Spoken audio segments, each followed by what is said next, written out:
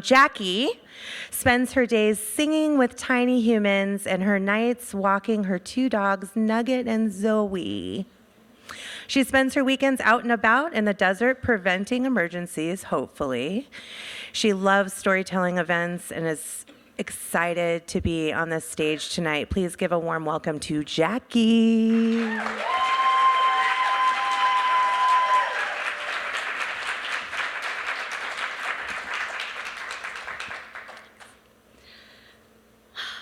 Mistakes were made. That is how I ended up in Tucson. No, I didn't miss my exit on I-10. My car didn't break down on the way through to someplace less dusty. And no, I didn't get stuck here after university. I moved here intentionally. That was a mistake. Now, I've spent my entire adult life here in Arizona. After growing up in Pennsylvania and learning to drive in the snow and my feet going numb at hockey games, I knew that proper winter wasn't for me.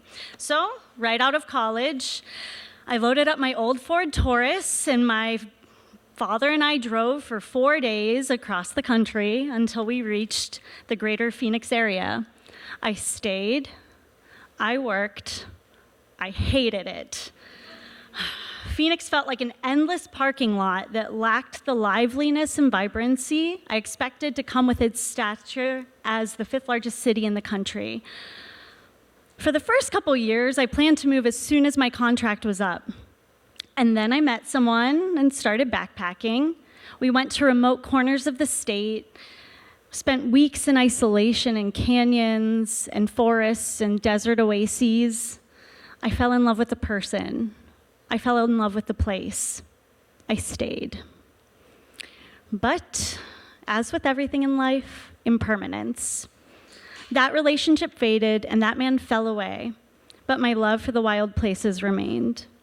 Men have come and gone, and with each departure, I say a little apology to my dog for bringing another deadbeat dad into her life.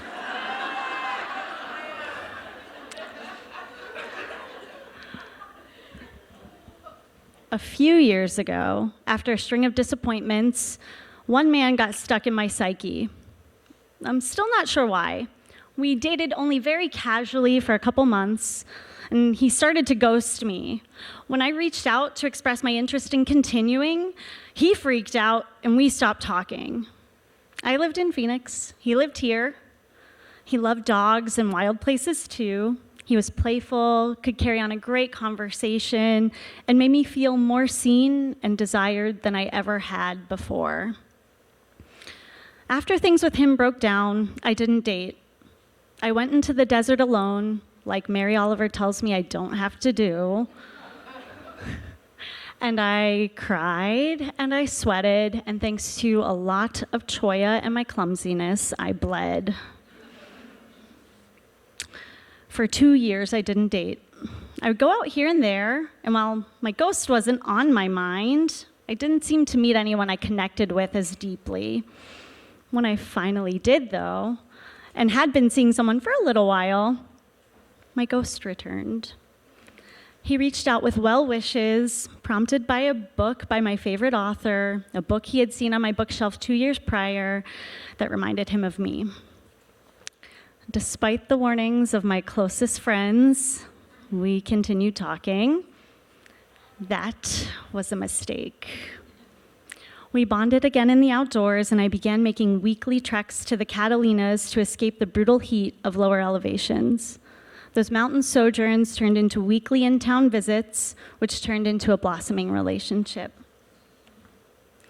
The connection felt as pure and as easy as it had 2 years prior. We dreamt of a life together. That was a mistake. I interviewed for jobs here, and I planned to move to Tucson, a place I had come to love for the person that I loved. That was a mistake. The day I accepted my current offer for my current position, he called me while he was intoxicated and started a fight with me, kept me on the phone for 4 hours, and called me a stupid fucking bitch.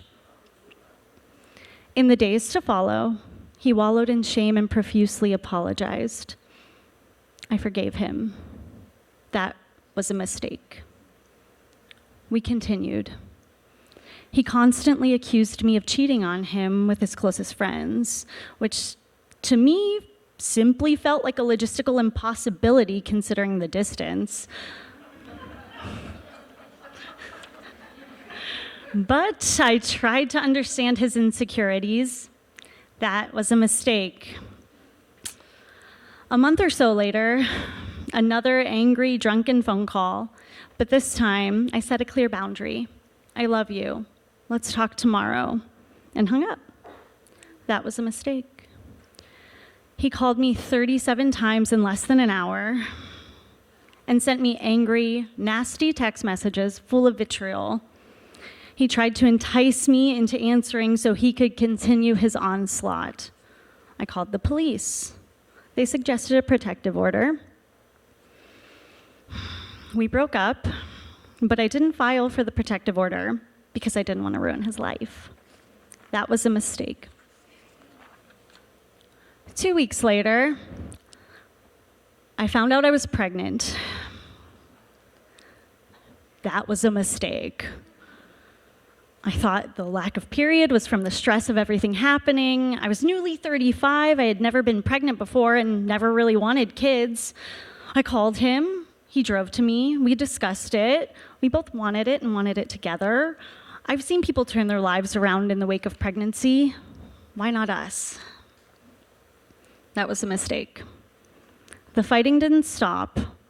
When all of my symptoms suddenly subsided and I confided in him about the fear of miscarriage, he called me crazy. I cried on the bathroom floor. 2 weeks after finding out I was pregnant, I miscarried. That was not a mistake. My body knew. But we continued on, looking for apartments together as we had been. We found a place, paid the deposit. It was perfect, a big yard for the dogs, a mandarin tree in the back. I moved all of my belongings. That was a mistake. A month later, he proposed to me on top of a mountain, a place full of meaning to us both. I accepted. We started planning. That was a mistake. Because 2 days after that, after his friends had gone, he threw champagne in my face and pushed me. A week later, he told me I wasn't allowed to contact the landlord anymore, and he threw my car keys across our living room. I left. I found a new apartment. I started my new job. But as these stories go, I went back. I didn't tell anyone, and that was a mistake. For months, I paid rent in 2 places. When he pressed me to get rid of the cheap studio apartment I found in my desperation, I stalled. I stalled until I couldn't anymore, and I told him that I would not. This was not a mistake. I stayed and I tried. This was a mistake. He woke me up in the middle of the night to start arguments. He kept me up all night until I melted into a hyperventilating puddle. I thought, I can do anything for 4 more months. This is a mistake. I left again after he slung a string of familiar insults at me during our nightly dog walk. Leaving was not a mistake. He insisted on helping me move my things out when I did. I let him. This was a mistake. He showed up drunk to my apartment twice in 1 week. He searched my 400 square foot studio for any human male he was sure I was fucking. He refused to leave until I threatened to call the police. The story doesn't end there, but it does begin to fade. Finally, 11 months after making the biggest mistake of my life, moving to Tucson, I am free.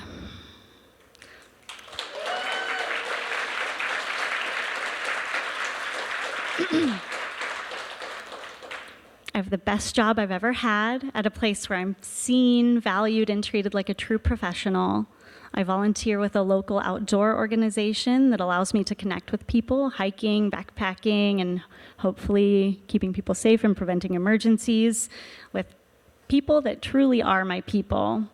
I've started nesting and settling into my space, my tiny, tiny space, allowing myself to rest, to heal, to breathe, allowing my nervous system to release, allowing tears to flow, and grief and gratitude to come as it does. Yes, many mistakes were made, but the worst mistake of my life, moving to Tucson, has brought me immeasurable joy, and I'm excited to continue growing here.